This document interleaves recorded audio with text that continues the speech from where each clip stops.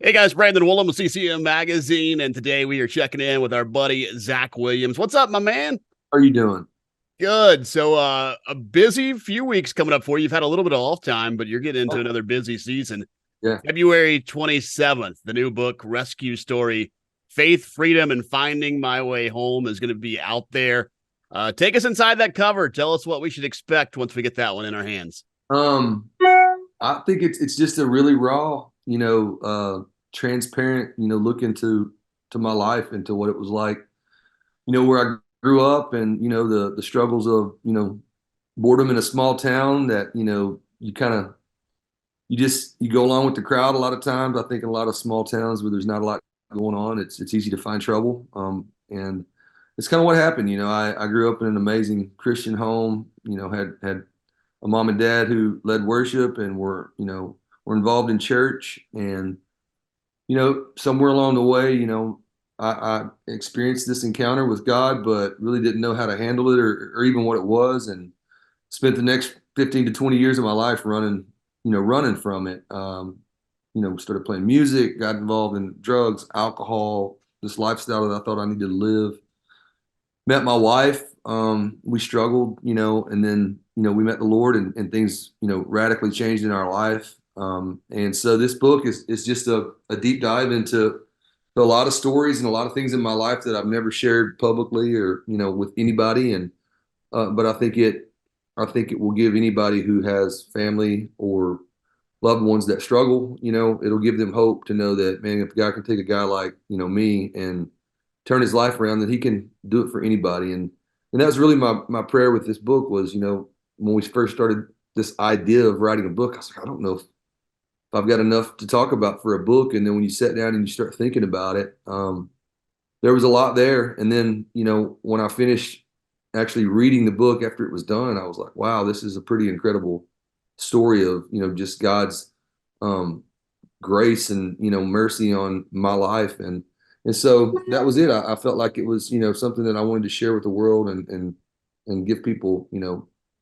really hope. That's the whole thing with this book, is give people that struggle, people that have loved ones who've gone through the same things that I'm going through or went through, that you know, they can find hope in that. And then also to know that I still don't have it all together or figured out.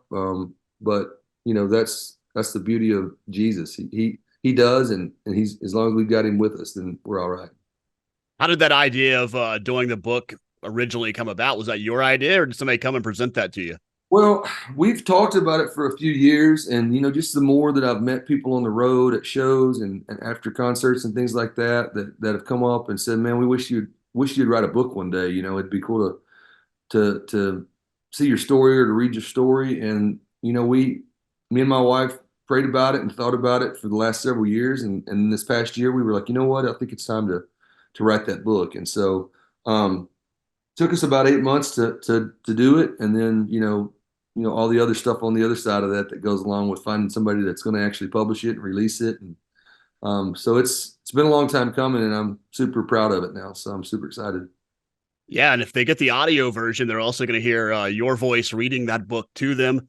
How was Yeah, that experience being in the studio and recording an audio book versus being in there and only recording a 3 minute song at a time where you get a lot of do overs? it's terrifying, to be honest with you. Me and my wife both read the book, so she's got excerpts in chapters that basically, I'll tell my side of a story, and then she comes in and is like, no, this is really what happened. So she shares her side. But yeah, I wasn't looking forward to it, because just the idea of reading a book, for everybody to hear, was kind of like, I don't know how this is going to go. And you're sitting there reading a book, and you got a producer in your ear, you're listening to, and they're like, hey, reread that line and try it like this, or do this. And I thought it would take forever, but I was able to do it, and we did it in a couple of days and got it done. And then when I was finished with it, I was like, man, I'm glad I did that. For me, um, to have something that can outlive me one day, and my children can hear my voice telling my story, and my grandchildren, it's going to be something really special. At the time of recording this, just a week or so ago, another Idol contestant performs a Zach Williams song.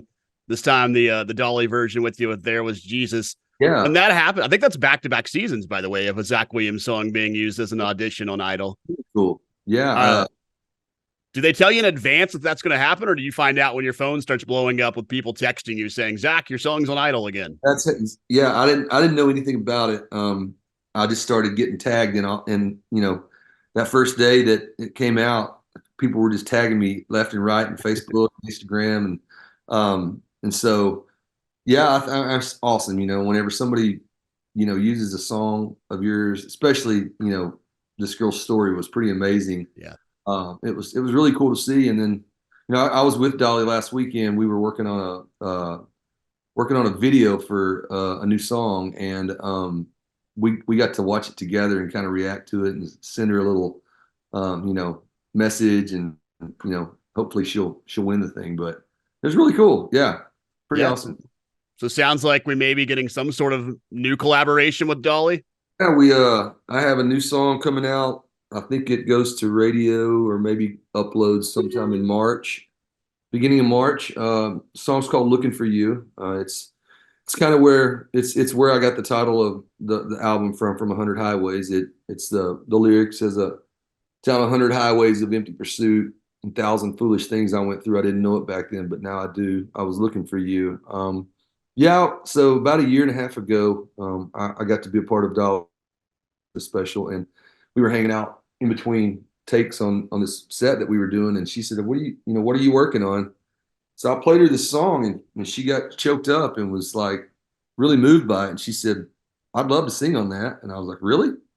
And so I called, we hit her up, and she said, "Yeah, absolutely." So yeah, we worked on it.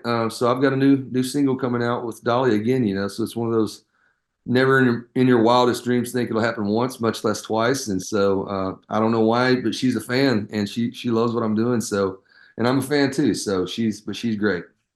Yeah, that's awesome. Well, we're coming up on close to 2 years now from the album 100 Highways. So is this single going to be the first of maybe a new album coming later in the year? So this will be the last song I release off of 100 Highways, and I've been writing, and I'm going to continue to write the rest of this month for some new music, new record. I've got a few that I feel really good about that I've already kind of gotten demoed out to a place where I feel like these are special songs, and still got probably another, I don't know, 15 or 20 writes the rest of this month to hopefully get enough good songs there to put a record together and get some new music out in the fall. Yeah, you'll be back out there in a few weeks too. The last leg, I'm guessing, of the 100 Highways tour. I feel like that one's been going on for a bit.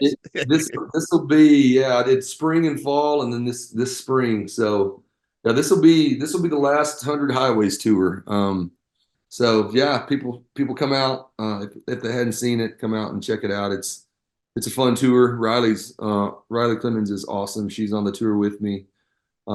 Trying to kind of mix it up and play, a little bit of everything from all of the records that I've released so far. So, but I'm excited about it. It's gonna be a fun spring. Yeah. Is the set list changing a little bit on these different legs, or is it if somebody's seen the 100 Highways tour already, they're going to be surprised when they go again? Yeah, I don't. Unless you're driving a pretty good ways, you've probably not seen the 100. The markets that we're hitting on this tour, we haven't been in since. Goodness, I was trying to think. I think the last time I was in the market that I'm going into, I was with Ann Wilson, and that's been a few years ago. So, but yeah, we're excited. So we are changing it up from this past year, but it's still going to be different for anybody that saw the show at this. I think we're in Macon, Georgia, to start this tour, and I went back and looked at our set list from the last time we played Macon, and it's a totally different set list. So. Yeah. Just a few weeks ago, you were out there on the high seas, the very first ever Zach Williams cruise. Yeah. You've done some cruises in the past, but this one has your name on it. So you got a few more duties to perform on the boat. How was Zach Williams cruise #1? It was a lot of fun.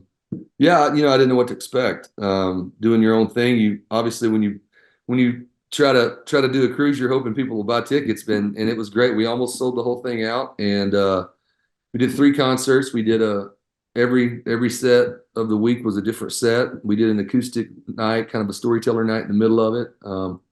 I had some friends out on it. A guy that tours with me that's a chef that cooks. We did some fun cooking competitions and some little demonstrations and stuff like that. And then it was awesome, just to kind of get to be on, you know, out there doing that and having all your fans and friends, out with you and hearing stories. It was a lot of fun.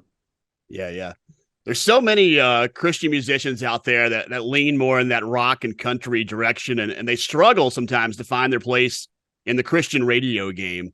Somehow you broke down that barrier pretty quickly and found radio success despite not having that traditional CCM sound. Yeah. How did you do that? And what kind of advice would you give these artists who get frustrated when they have that same sound and just can't get radio to give them a listen? I think, I think just staying true to who you are, being, you know, being genuine is what people want, and just being real, And I think if that's what you do, continue to do it, and that's all you do, then eventually it'll break through. I think a lot of it too sometimes maybe is right place, right time, or it just somehow worked out where there was a void, I feel like, in Christian music that people were looking for a certain type of sound or maybe something that wasn't out there. And thankfully, I was able to come in and kind of feel that, because I'll be honest, when I first sent Chainbreaker out to radio, I was kind of like, I don't know, like, this is a little country, this is a little rock, it doesn't really feel like anything else. But it worked, and it opened up a lane, hopefully for other artists to do the same thing. But I would encourage anybody who has their own sound and their own style to not try to be like anybody else. People want authenticity. Love it. Well, we're going to get some new Zach Williams this year. We're also going to get a new book real soon. February 27th, Rescue Story, Faith, Freedom, and Finding My Home will be out there. So make sure you pick that up. And we found out there's another Dolly collaboration coming soon. So be on the lookout out for that in a couple weeks. Good hanging with you, Zach. Can't wait to grab the book and read more about your story. Thank you, man. It's good to see you.